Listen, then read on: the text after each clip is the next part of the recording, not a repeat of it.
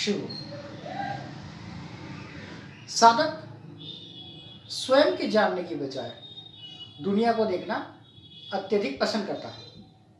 उसे लगता है कि उसके पास दुनिया का सारा ज्ञान आ गया। सारा ज्ञान आ जाने के बावजूद जब हम स्वयं को नहीं समझ पा रहे हैं तो हम दुनिया को किस आधार पे समझेंगे? क्योंकि दुनिया होती ही नहीं है, संसार कभी बना ही नहीं है। क्योंकि तुम अगर गौर से देखोगे तो जब तक तुम जीवित हो तब तक संसार है, और तुम खत्म तो संसार खत्म। अब तुम थे तो संसार था, तुम नहीं हो तो संसार नहीं है, तो फिर संसार है कहाँ? वास्तव में हमारे आसपास का माहौल ही संसार होता है, दुनिया कुछ नहीं होती। हम बोलते पूरी दुनिया में ऐसा हो रहा है, पूरी दुनिया से हमें क्या मतलब? हमारे आसपास क्या हो रहा है उससे हमें मतलब होना चाहिए। क्योंकि जो भटके हुए लोग होते हैं वो पूरी दुनिया ज्ञान इकट्ठा करते हैं, वो कमज़ोर होते हैं, और जो स्वयं को कंट्रोल करते हैं वो साधक होते हैं। क्योंकि दुनिया कुछ होती ही नहीं है। जब मैं कहीं भटकूंगा ही नहीं, घूमूंगा ही नहीं, तो मैं अपने आप को देखूंगा, अपने आप को समझूंगा। मैं अपने मनों को तो पहचान ही नहीं पाता, दुनिया को पहचानने की कोशिश करता हूँ, दुनिया को जानने की कोशिश करता हूँ। अपने मन को सबसे पहले देखने की कोशिश करो, अपने मन को जानने की कोशिश करो। क्योंकि जो मन को जान लेता है वो स्वयं को जान लेता है।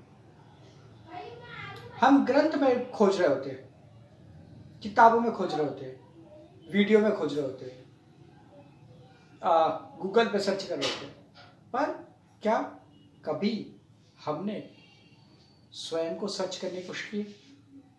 क्या कभी हमने स्वयं को जानने का अभ्यास करा है? नहीं। हमें करना क्या है? क्यों करें हम अपने आप को जान के? जब हम अपने आप को ही नहीं जानेंगे तो हम संसार में किस आधार पे सफल होंगे? व्यक्ति को तो यही नहीं पता होता कि हमारे मन क्या कार्य करते हैं। अभी जैसे मैंने बोला कि तुम्हारा मन तो ऐसा, तो तुम तुरंत बोलोगे अरे मुझे पता है, मैंने यूट्यूब पे देख रहा है, अरे मुझे पता है, मैंने गूगल पे देखा था। तो तुम्हें पता क्या है? क्योंकि तुमने तो किसी का सुना है। असली चीज वह होती है जो किसी परंपरा में जुड़ के सीखी जाती है।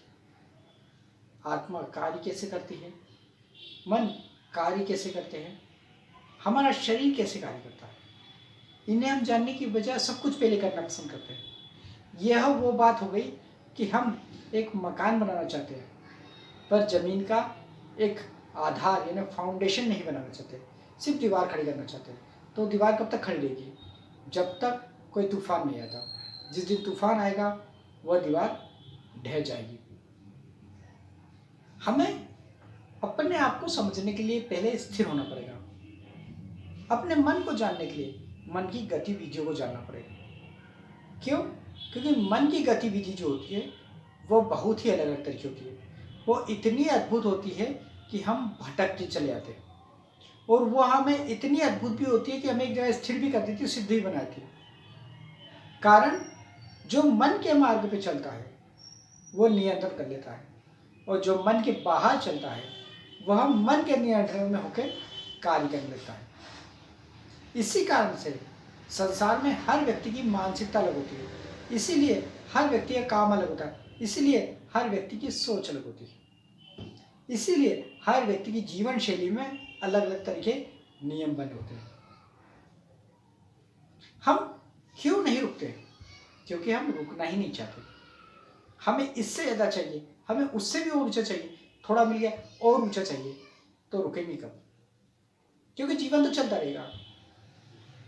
इंसान जन्म लेता है, बच्चा होता है, फिर उसे खाने का शौक होता है, छोटी मोटी चीज़ें खाता है, अच्छा लगा, फिर बड़ी चीज़ें, फिर गिफ्ट, फिर बाइक्स, फिर कार, फिर पैसा, धन दौलत, लड़की, परिवार, संसार, ये वो, इतनी चीज़ों में फंस जाता है कि वो चलते ही रहता है। और आखिरी में ये सोचता है कि हमने संसार में करा क्या? आए और चले गए। करा तो करा क्या, जिया तो जिया क्या? पर हम बोलते नहीं सब सुख है। सुख होता क्या है? सुख वो है कि तुम्हारी एक पत्नी है, एक बच्चा, एक घर है, ये सुख है। अगर तुम लोगों को देखोगे तो 99% लोग इसी भ्रम को सच मान बैठे हैं कि ये सुख है। ऐसा नहीं कि मैं सन्यासी तो इसलिए गलत बोलोगी, ये गलत। वहां पे तुम देखना अंदर अंदर सभी यह सोच रहे हैं कैसी तकलीफमय जीवन है, क्या जीवन है। हम भटके जा रहे हैं, करे जा रहे हैं, सुख की तलाश में दुख को और ग्रहण करे जा रहे हैं, क्योंकि हम उससे मुक्त होना ही नहीं चाहते। और जब मुक्त होना ही नहीं चाहते तो मुक्त होंगे कब? मुक्ति का मार्ग रुकने से आता है, चलने से नहीं। संसार का नियम पालन करो, उसमें मनाही नहीं है, पर संसार के अंदर फंस मत जाओ, क्योंकि संसार में अगर फंस जाओगे तो एक तरह का दलदल होता है जो तुम्हें अंदर ही अंदर खींचता रहता है और तुम्हें लगता है कि तुम इस संसार में सुखमय जीवन जी रहे होते। संसार को देखो, समझो। शिव।